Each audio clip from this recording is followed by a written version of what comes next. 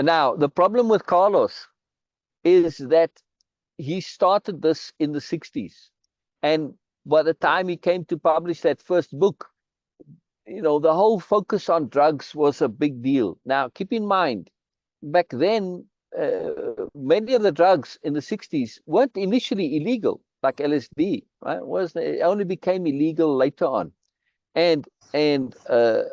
But because of this focus on it, and at that time, the drive was for spiritual reasons, personal growth, learning, expanding consciousness, expanding awareness. Those were the terms that was associated with drugs, right?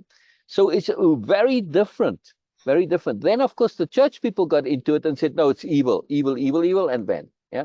Now, and they said, well, they tried to rationalize, say, well, it's bad for your health. Well, if it's bad for your health, then very old people should be allowed to take whatever drugs they like.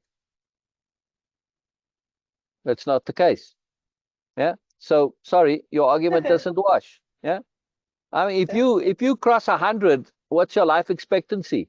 Yeah. And so what if you take drugs? If you're having fun and you're having a good time and it does affect your health, yeah, so what?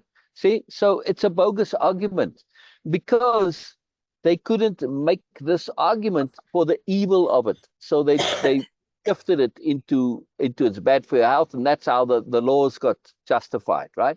And many people still believe this. Well, it's in your best interest, it's bad for your health.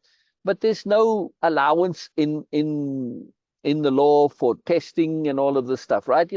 Controlled studies and all that. It's a mess. So, but because it's ideologically driven, not driven by any other practical sensibility. And it's all because of this idea that taking drugs is evil and is bad for you and mine. And they just fear anything that's different and unusual. It comes fear. It's that conservative, narrow mindset. And so they have to shut it down. It's a sad business. It's a sad business. Now, what I was saying with Carlos is, either fortunately or unfortunately, I think it's the magic of the universe that when he wrote the first book, as we see, right, he's completely focused on one aspect of the teachings, the ally, and, which comes from the power plant and all this. In other words, the drug angle. This is what made the book popular, because at the time, this was the thing.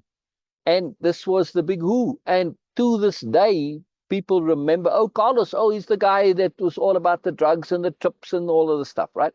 That's what they remember with Carlos. That's why I'm so keen to get through this first book, because the second book, we're going to go over the first 5 years again.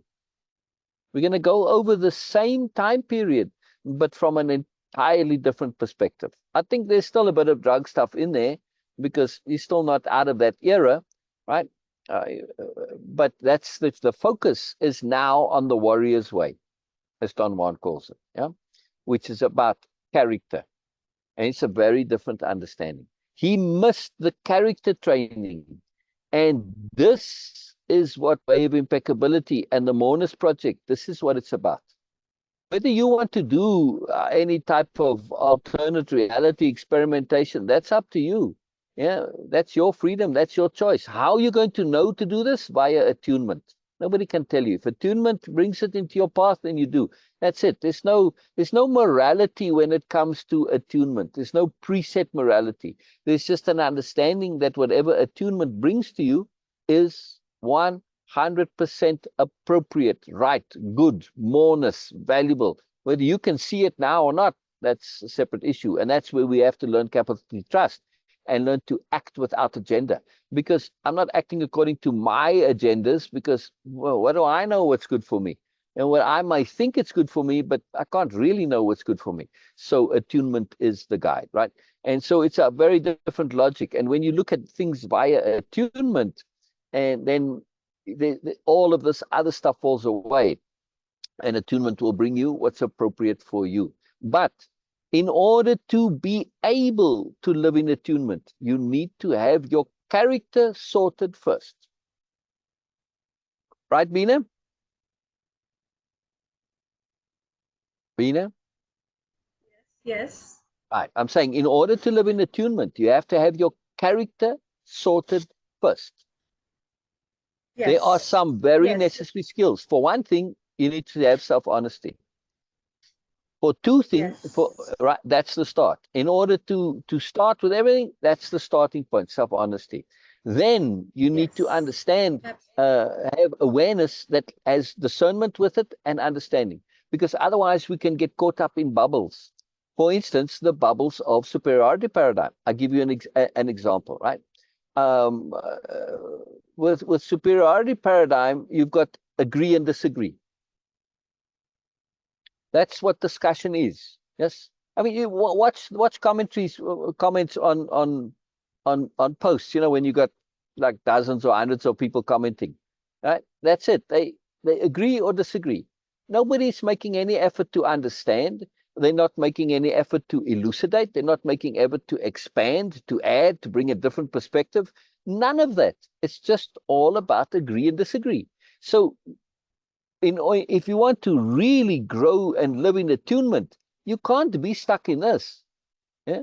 You have to have that openness to see beyond agree and disagree. You have to see understanding. You have to have that discernment ability. And you have to have the ability to perspective shift to multiple perspectives, to say, yes, your perspective is valid, but here's another valid perspective. Or this is a perspective that's valid, but it's in a bubble.